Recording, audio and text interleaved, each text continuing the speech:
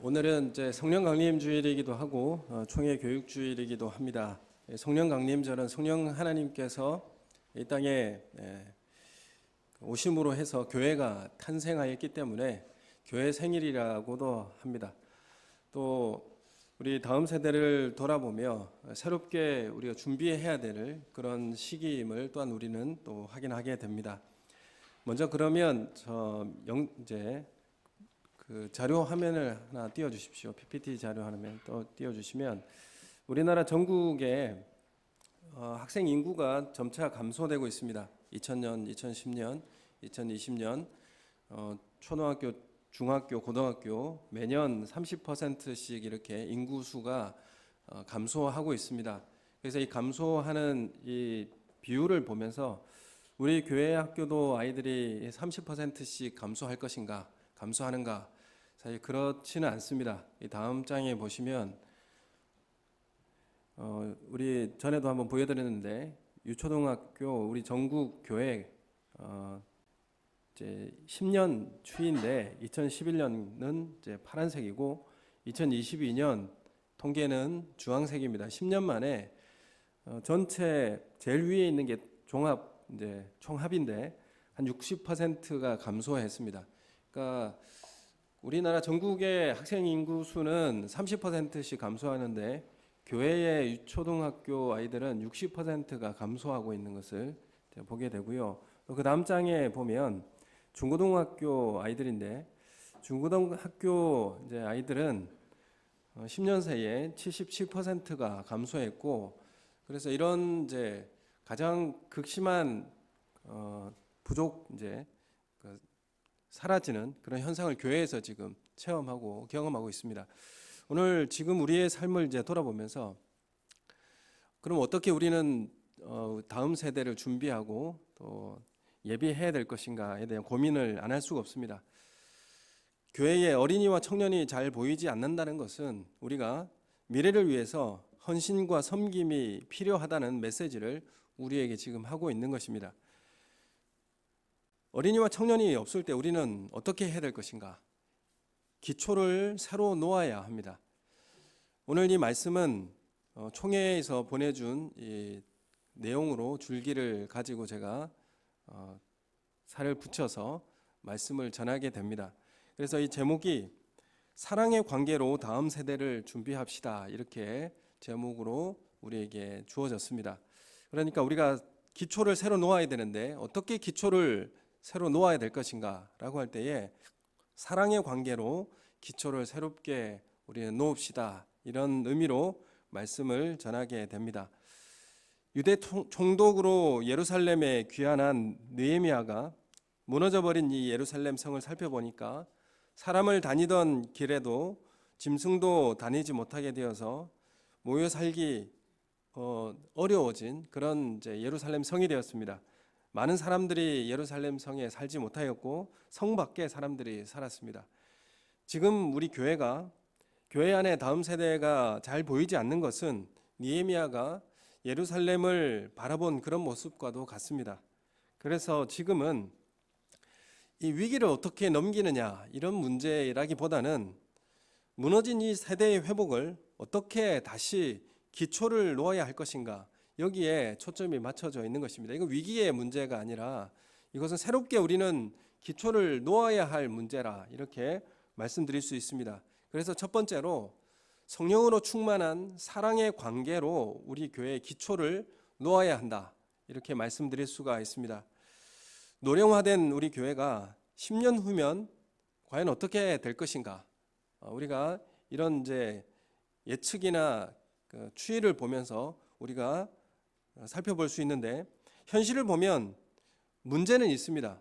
문제는 이런 것이다 라고 이야기할 수 있지만 답은 잘 보이지 않는 것이죠.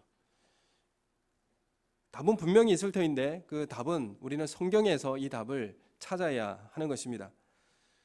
하나님이 세상을 이처럼 사랑하사 독생자를 주신 하나님 아버지의 사랑, 그리고 십자가에 달려 죽기까지 사랑해 주신 주님의 사랑에 기초한 공동체가 된다면 하나님의 임재 가운데 하나님의 사람이 모이고 성령으로 인재들이 자라나게 될 줄로 믿습니다. 그래서 이 사랑의 기초를, 사랑의 관계 아래 기초를 놓는 우리 교회가 되기를 예수님의 이름으로 축원합니다. 다윗이 솔로몬 성전을 건축하기 위해서 준비할 때 가장 기초가 된 게 무엇이었을까? 재정이었을까? 아니면 기술자들이 있어야 될 것인가? 그런 것보다도 무엇이었냐면 이 성전을 건축하기 위해서 준비할 가장 기초적인 것은 사랑의 관계였습니다. 열왕기상 5장 1절 말씀 우리 함께 읽겠습니다. 시작. 솔로몬이 기름 부음을 받고 그와 아버지를 이어 왕이 되었다 함을 두로 왕 히람이 듣고 그의 신하들을 솔로몬에게 보냈으니 이는 히람이 평생의 다윗을 사랑하였음이라. 아멘. 여기 보면 두로의 히람 왕이 평생의 다윗을 사랑하였다 이렇게 말씀하고 있고요. 열왕기상 5장 5절에서 7절 말씀 우리 함께 같이 읽겠습니다. 시작. 여호와께서 내 아버지 다윗에게 하신 말씀에 내가 너를 이어 내 자리에 오르게 할 내 아들 그가 내 이름을 위하여 성전을 건축하리라 하신 대로 바로 넘어가셨네. 여호와의 이름을 위하여 성전을 건축하려 하오니 당신은 명령을 내려 나를 위하여 레바논에서 백향목을 베어내게 하소서. 내 종과 당신의 종이 함께할 것이요 또 내가 당신의 모든 말씀대로 당신의 종의 삭슬 당신에게 드리리이다. 히람이 솔로몬의 말을 듣고 크게 기뻐하여 이르되 오늘 여호와를 찬양할지로다. 그가 다윗에게 지혜로운 아들을 주사 그 많은 백성을 다스리게 하셨도다 하고. 아멘. 이 히람 왕이 이 솔로몬 왕의 부탁을 받고 백향목이나 이런 성전 재료들을 가져올 수 있도록 그렇게 허락해달라 그렇게 요청을 했습니다. 목재를 가져오고 이런 것들이 재료가 성전을 세우는데 기초가 되지 않겠습니까? 근데 이런 요청을 받고 히람 왕이 기뻐하며 이것을 헌신해 줍니다. 기꺼이 헌신해 줍니다. 왜 헌신해 주었습니까? 그것은 다윗과의 사랑의 관계가 기초가 되었기 때문에 솔로몬이 성전 건축을 위해서 부탁했을 때에 흔쾌히 기뻐함으로 허락해 준 것이고 이 어려운 많은 부탁을 오히려 기뻐했다라고 그렇게 말씀하고 있는 것입니다. 이 성전을 건축하게 되면 어떤 일이 일어납니까? 이스라엘이 예배의 장소를 처소를 만들고 기초를 세우는 데 있어서 가장 중요한 일이 성전을 세우는 일이 되지 않습니까? 근데 그 성전을 세우는데 기초를 마련하는 것이 무엇이었냐 하면 뭐였냐면 재정이나 또 기술자가 많아야 되고 이런 문제가 아니라 히람 왕과 다윗의 사랑의 관계가 이 성전 기초를 놓는 그런 중요한 요인이 되었다 이렇게 말씀드릴 수 있습니다. 사랑의 관계가 그래서 교회를 세우는 기초가 되는 것입니다. 재정이나 다른 어떤 풍부한 어떤 프로그램이나 이런 문제가 아니라 우리 교회가 사랑의 관계가 기초가 될 때에 교회가 성장하게 되고 다음 세대를 품을 수 있음을 믿으시기를 소원합니다. 그래서 우리 교회에 세우는 기초는 사랑의 관계가 되어야 할 줄로 믿습니다. 초대교회의 부흥도 바로 이것을 증언해주고 있습니다. 오늘 사도행전 2장 44, 45, 47절 말씀을 보면요. 같이 읽겠습니다. 믿는 사람이 다 함께 있어 모든 물건을 서로 통용하고 또 재산과 소유를 팔아 각 사람의 필요를 따라 나눠주며 하나님을 찬미하며 또 온 백성에게 칭송을 받으니 주께서 구원받는 사람을 날마다 더하게 하시더라. 아멘. 여기에 보면 이 교회가 자세히 들여다보면 사랑의 관계가 기초가 되어 있구나라는 것을 확인할 수가 있습니다. 44절에 보면 믿는 사람이 함께 있어 이렇게 말씀하고 있죠. 믿는 사람이 함께 있다. 이 말은 함께 있고 싶은 겁니다. 함께 있고 싶은 거죠. 강요해서 제가 여러분 함께 있으세요 라고 한다고 함께 있을 수 있습니까? 함께 있고 싶으니까 함께 있는 것이죠. 그래서 초대교회의 성도들은 함께 있고 싶어 했습니다. 소그룹에 함께 모이고 싶고 또 주일에도 함께 모이고 싶고 또 토요일에도 헌신하면서 함께 모이고 싶은 겁니다. 예배가 마쳐도 돌아갈 생각을 하지 않는 겁니다. 모여서 간식을 먹으면서 말씀 안에 교제하고 그리고 함께 있기를 그렇게 원한 것입니다. 함께 있고 싶은 교회 공동체를 만들어야 하는 것이죠. 여러분, 우리 교회가 이 사랑의 관계의 기초 아래 함께 있고 싶은 그런 공동체를 만든다면 아이들도 청년들도 우리 교회에 머물고 싶은 그런 교회가 될 줄로 믿습니다. 여러분, 가정의 부모가 싸우면 자녀들이 불안해집니다. 그리고 집을 나가게 되죠. 교회도 마찬가지입니다. 교회에 부모와 같은 우리 장년들이 사랑의 관계가 이어지지 않으면 아이들은 불안해지고요, 집을 나가게 되는 것이죠. 그럼 우리 교회가 사랑의 관계를 기초로 하여 아이들이 머물 수 있고 또 머물고 싶어하는 그런 교회가 되기를 예수님의 이름으로 축원합니다. 그래서 사랑의 관계가 기초가 되는 것입니다. 우리 아이들이 교회 주일학교 예배를 마치고 집에 돌아갈 생각을 하지 않는 것, 잘 하고 있다 이렇게 생각하시면 될 줄로 믿습니다. 왜 이들은 집에 빨리 안 가나, 이렇게 그런 눈초리로 보지 마시고, 우리 교회가 사랑의 기초 아래 잘 자라가고 있구나라고 격려해 주시고, 더 있고 싶도록 먹을 것도 주시고 또 재정도 이렇게 할애해 주셔서 아이들이 머물 수 있도록. 그러면 그 아이들이 누구를 보고 자라겠습니까? 우리가 신앙생활 하는 모습을 보고 또 그들도 배우고 정착하지 않겠습니까? 우리 장로님 기도하셨는데, 본을 보이는 것, 말의 고리로, 말로만 우리가 전도하는 것이 아니라 삶의 고리로 우리는 전도하게 되는 것입니다. 삶의 모습을 보여주는 것이죠.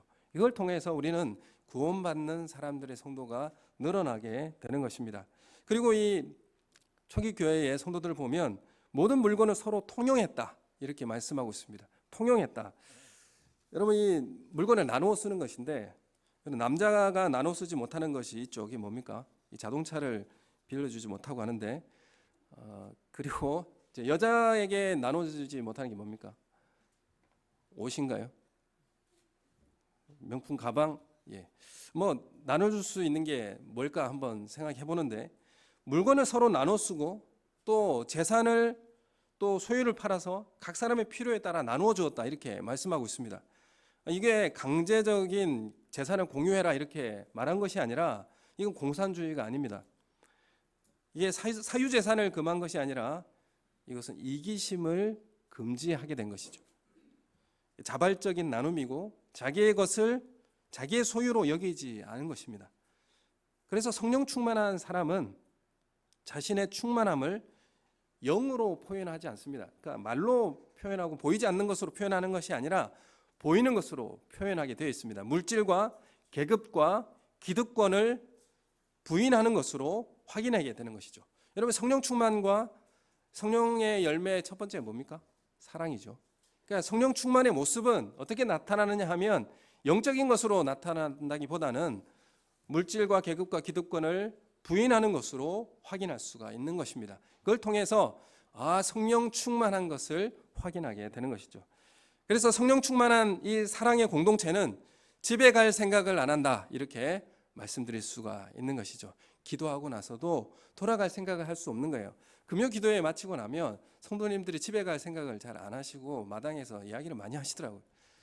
오기 전까지는 좀 힘드셨는데, 기도하고 나니까 마음에 풍성한 하나님의 은혜가, 설명할 수 없는 하나님의 부요함이 깃드니까 대화도 하고 싶고, 그 성도들의 얼굴이 하나님 얼굴 보는 것처럼 그렇게 반갑게 느껴지는 것이죠. 여러분, 성령 하나님을 통해 부활의 주님이 확인되고 죽음을 이기신 예수님을 확인하게 되니까 모이는 것이 기쁜 것입니다.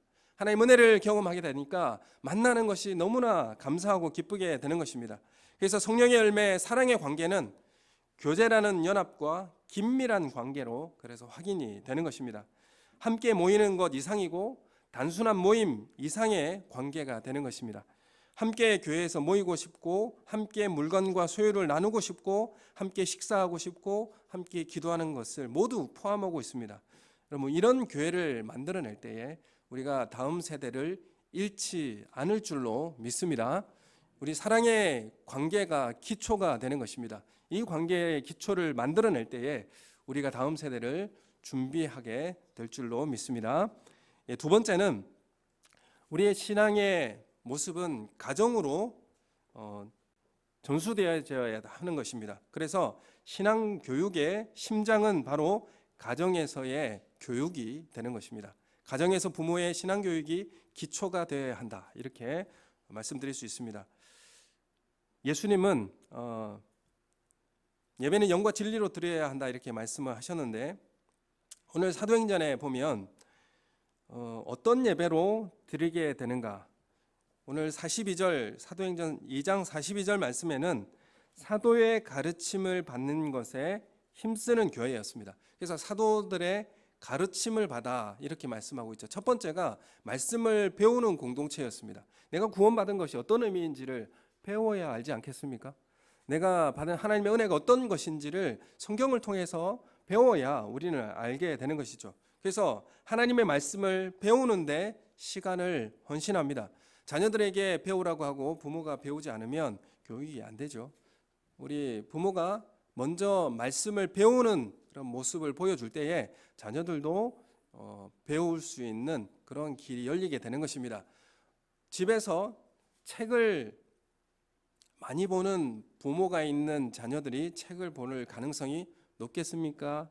낮겠습니까?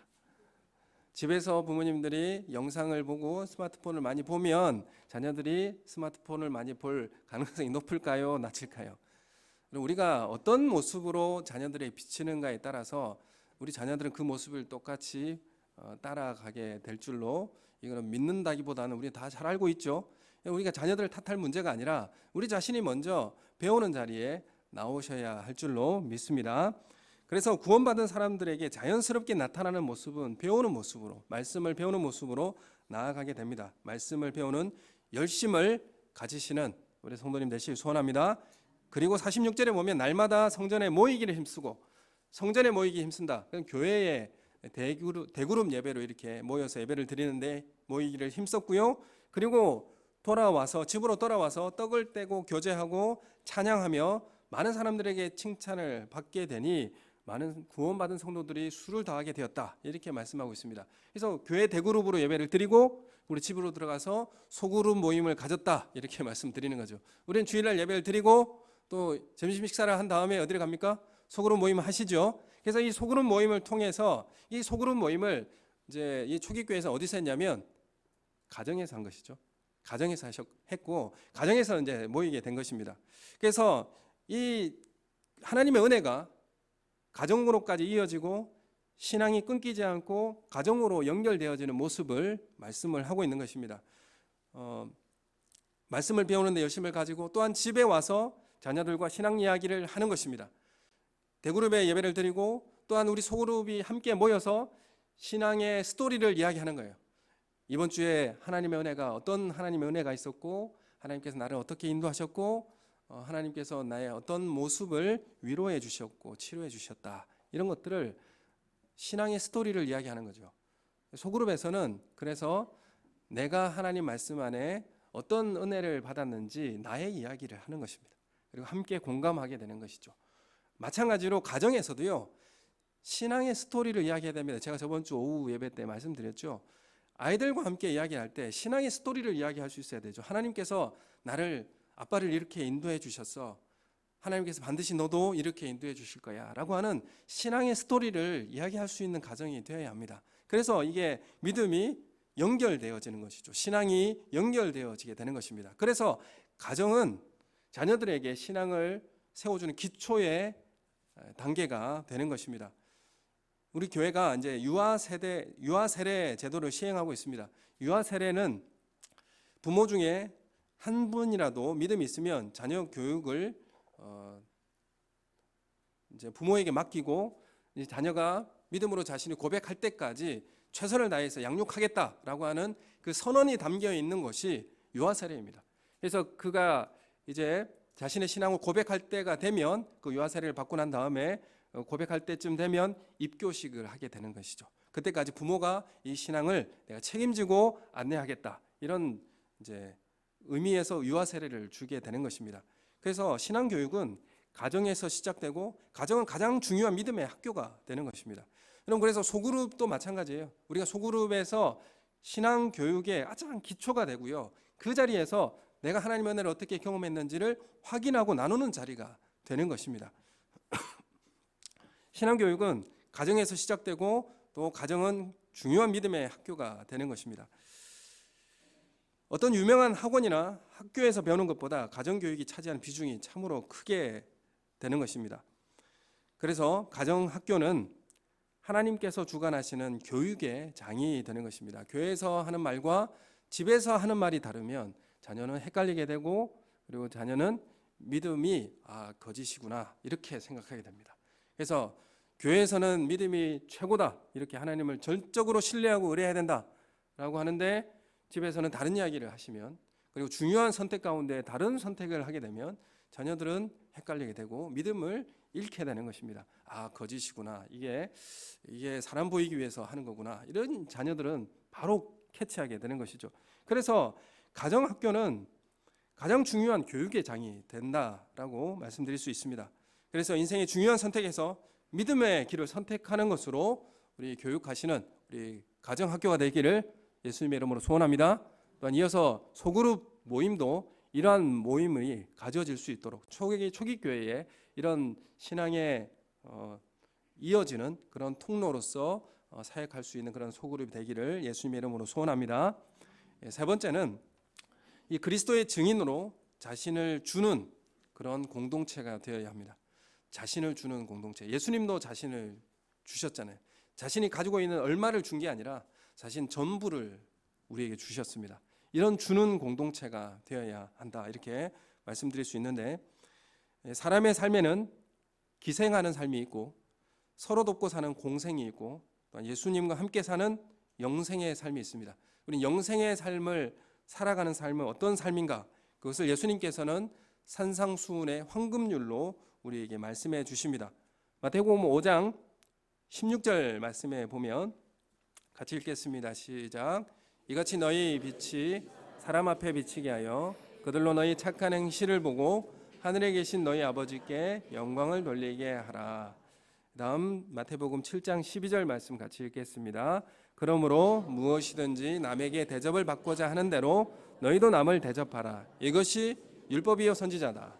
이것은 이제 성경이라 이 말씀이죠. 하나님 말씀입니다. 하나님 말씀은 뭐냐면 너가 대접받고자 하는 대로 너희도 남을 대접하라. 이것이 황금률이다. 이게 이렇게 말씀하시는 거죠. 그래서 사도행전 2장 47절에 보면 이러한 삶이 결국에는 많은 백성에게 칭송을 받게 되어지고, 그리고 교회에 구원받는 사람들이 날마다 되어지는 그런 결과가 이루어지게 된 것입니다.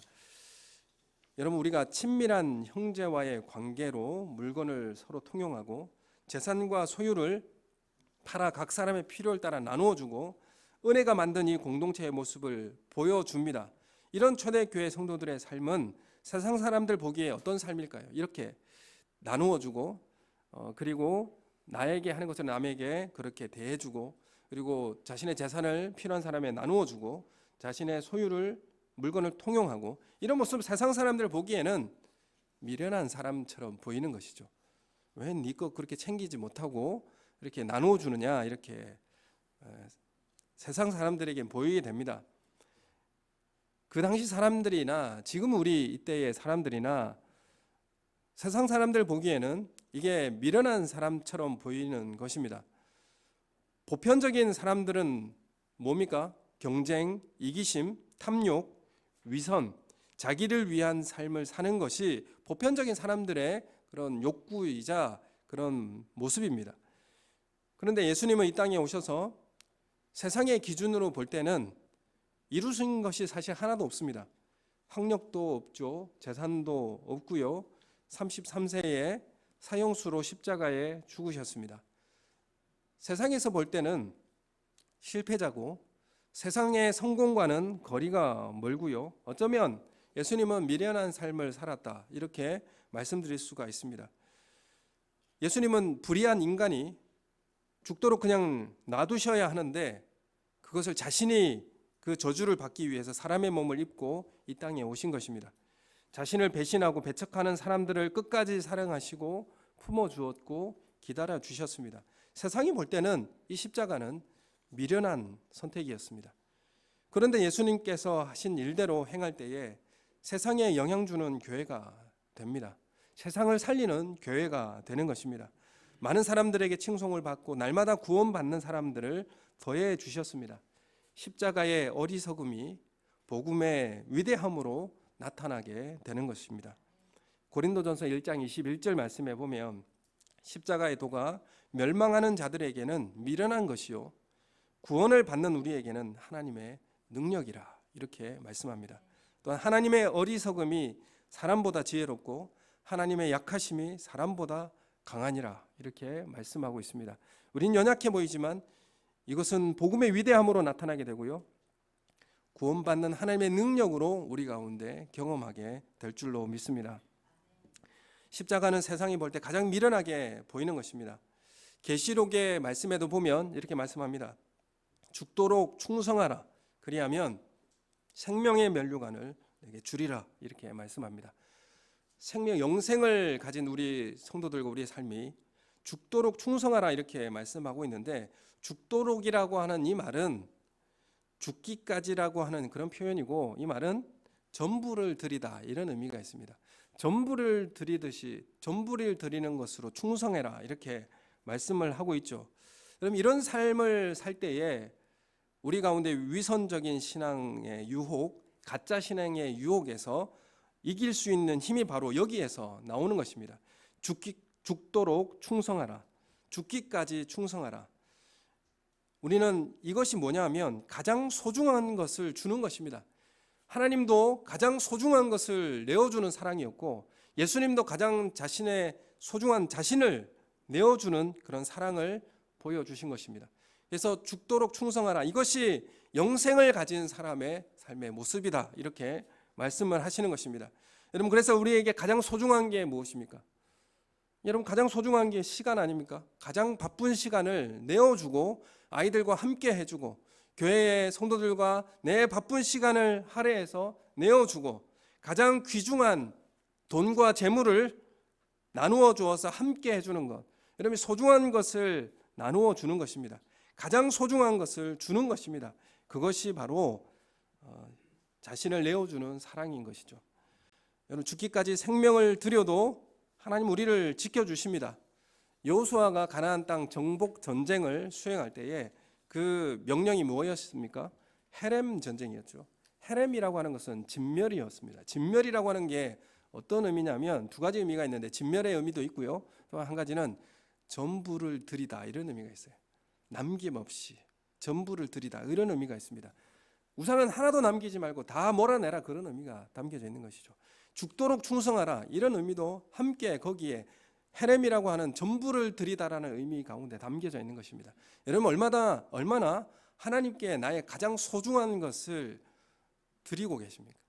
가장 소중한 것을 드리라, 이것은 영생을 소유한 사람의 합당한 모습이다 이렇게 말씀하시는 것이죠. 전부를 드리는 것, 그것을 계시록은 죽기까지라 이렇게 표현하고 있는 것입니다. 아이들이 학원을 늦게 마치고 이제 11시쯤이나 10시쯤 이렇게 마치고 더 늦게 마친 아이들도 있는데, 교사 선생님들이 자신의 그 밤 시간을 내어서 그 아이를 기다리고, 그리고 그 아이와 함께 떡볶이를 먹으면서 위로해 주고 또 격려해 주는 것, 여러분 이 사랑을 이 아이는 잊을 수가 없을 겁니다. 교사가 자신의 시간과 재정을 내어 주었을 때에 그 아이는 이 사랑을 잃지 않는 것이죠.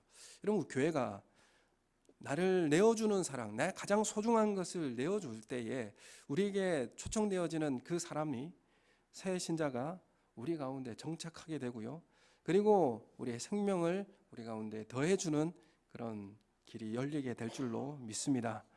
이것이 예수 그리스도의 제자가 가는 길입니다. 그리고 예수님을 닮은 교회가 가는 길인 것이죠. 내비게이터 선교단체가 있습니다. 내비게이터라는 선교단체가 한 시대를 많은 젊은이들을 주님 앞에 이끌어내었고, 각 학교, 대학교마다 내비게이터 선교단체가 세워져서 많은 청년들이 하나님 앞으로 이끌어내는 놀라운 역사를 가져왔습니다. 이 선교단체를 만든 사람이 도슨 트로트맨이라고 하는 사람인데, 이 사람이 구호가 이런 구호를 외쳤습니다. 그리스도를 알고 그를 알게 하라. 내가 먼저 그리스도를 알고 그리고 그리스도를 알게 하라. 내가 먼저 알아야 전할 수 있지 않습니까? 그래서 이 도슨 트로트맨은 자신의 이러한 성경을 암송시키고 젊은 사람들을 하나님 앞으로 인도하고요. 어떻게 생을 마감했느냐 하면 물에 빠져서 허우적거리는 아이를 구하기 위해서 자신이 그 바다에 뛰어듭니다. 물에 뛰어들고 그 아이를 물 밖으로 밀어내고 손으로 받쳐들고 자신은 그 물 속에서 숨을 거두게 된 것이죠. 실제로 그 자신을 내어주는 삶을 살고 그 생을 마감했습니다. 여러분, 우리가 이 도슨 트로트맨이 증언했듯이 그리스도를 압시다. 내가 먼저 그리스도를 압시다. 그리고 그리스도를 알게 합시다. 이 구호가 우리의 구호가 되기를 소원합니다. 여러분, 모든 성도는 배우는 학생이 되어야 합니다. 내가 배우는 학생이 되어야 동시에 가르치는 교사가 될 수 있는 것이죠. 내가 배우지 않는데 어떻게 가르칠 수 있는 교사가 되겠습니까? 훌륭한 학생이 되어야 훌륭한 교사가 되는 것이죠. 여러분, 제가 여러분을 가르치고 있는 이런 목사의 위치에 있고 또한 지도자의 위치에 있는 영적 지도자의 위치에 있는 분들도 계십니다. 그런데 사역자가 되기 전에 먼저 좋은 성도가 될 수 있어야 됩니다. 좋은 성도가 돼야 좋은 사역자도 되는 거 아니겠습니까? 여러분, 우리가 하나님 말씀을 배우는 자리, 내가 열심히 배우는 학생이면서 동시에 자녀들을 가르칠 수 있는 교사가 될 수 있습니다. 그리스도를 내가 알고 또한 그리스도를 알게 하는 우리 성도님들이 되시기를 예수님의 이름으로 축원합니다. 여러분, 자신의 모든 것을 내어줄 수 있는 이 사랑으로 서로를 품을 때에 우리 교회 학교 다음 세대가 우리 가운데 세워질 줄로 믿습니다.